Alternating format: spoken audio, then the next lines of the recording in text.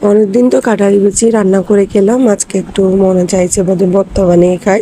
তো ভর্তা বানিয়ে নিলাম। চলুন ভর্তা কীভাবে বানিয়েছি দেখাই। তো ওয়েলকাম টু ফ্যামিলি কিচেন। সবাই কেমন আছেন? আশা করি ভালো আছেন।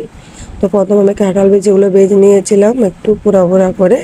এরপর তেলের মধ্যে আমি পেঁয়াজ কুচি, রসুন আর কাঁচামরিচ, শুকনো মরিচ আর ভেজে রাখা কাঁঠালের বিচিগুলো একটু তেলের মধ্যে ভেজে নিব লাল করে। এরপর আমি কড়াইতে সরিষার তেল দিব।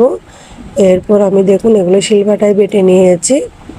এরপরে তেলের মধ্যে আমি পেঁয়াজ কুচি দিব, আবারও দিয়ে এগুলো আমি ঢেলে দিব। ঢেলে দেওয়ার পর দেখুন নাড়াচাড়া করে এভাবে একটু লাল লাল করে ভর্তাটা আমি ভেজে নিব। আর ভাজা হয়ে আসলে এখানে আমি ধনেপাতা দিয়ে আর নাড়াচাড়া করে নামিয়ে ফেলবো। দেখুন কি সুন্দর হয়েছে ভর্তাটা।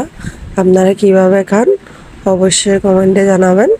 আর আমার ভর্তা বানানো যদি আপনাদের ভালো লেগে থাকে অবশ্যই একটা লাইক কমেন্ট শেয়ার দিবেন। ধন্যবাদ।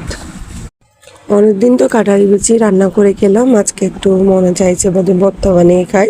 তো ভর্তা বানিয়ে নিলাম। চলুন ভর্তা কীভাবে বানিয়েছি দেখাই। তো ওয়েলকাম টু ফ্যামিলি কিচেন। সবাই কেমন আছেন? আশা করি ভালো আছেন। তো প্রথমে আমি কাঁঠাল বিচিগুলো ভেজে নিয়েছিলাম একটু পোড়া পোড়া করে। এরপর তেলের মধ্যে আমি পেঁয়াজ কুচি, রসুন আর কাঁচামরিচ, শুকনো মরিচ আর ভেজে রাখা কাঁঠালের বিচিগুলো একটু তেলের মধ্যে ভেজে নিব লাল করে। এরপর আমি কড়াইতে সরিষার তেল দিব। এরপর আমি দেখুন এগুলো শিলবাটায় বেটে নিয়েছি। এরপরে তেলের মধ্যে আমি পেঁয়াজ কুচি দিব, আবারও দিয়ে এগুলো আমি ঢেলে দিব। ঢেলে দেওয়ার পর দেখুন নাড়াচাড়া করে এভাবে একটু লাল লাল করে ভর্তাটা আমি ভেজে নিব। আর ভাজা হয়ে আসলে এখানে আমি ধনেপাতা দিয়ে আর নাড়াচাড়া করে নামিয়ে ফেলবো। দেখুন কি সুন্দর হয়েছে ভর্তাটা। আপনারা কিভাবে খান অবশ্যই কমেন্টে জানাবেন। আর আমার ভর্তা বানানো যদি আপনাদের ভালো লেগে থাকে অবশ্যই একটা লাইক কমেন্ট শেয়ার দিবেন। ধন্যবাদ।